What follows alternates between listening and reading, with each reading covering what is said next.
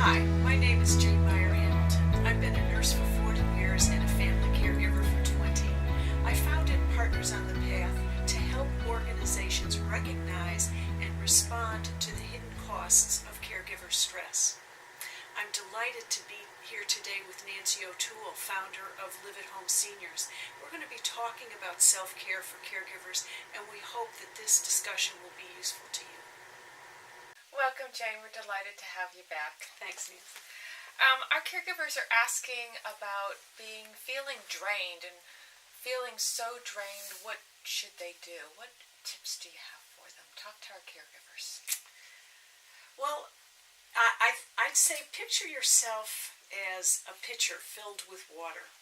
And when you're caring for another person, you're pouring yourself out on their behalf. And if you pour and you pour and you pour without refilling, what happens? Yeah, I mean, you know the answer to that is you get empty. And so when you're feeling drained, my suggestions to you are: number one, stop before your pitcher is empty. Stop before you have depleted everything that you have to offer.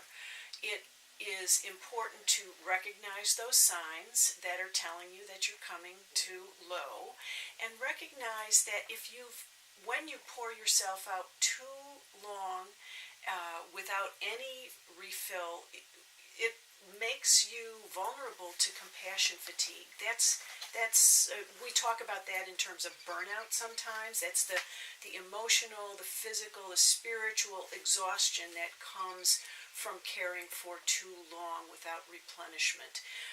People who are empathic are particularly vulnerable to developing compassion fatigue.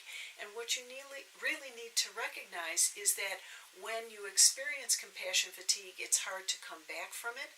And the quality of care that you have to offer at that point in time is of poor quality. Sometimes it becomes abusive, and sometimes you become incapable of giving care at all. And then what would happen? So stop before you're poured out.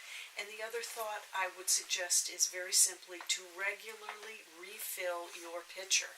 I've talked about this in other videos, and essentially, what are those things that are self-care practices that will give you joy, that will give you pleasure, that will allow you to relax?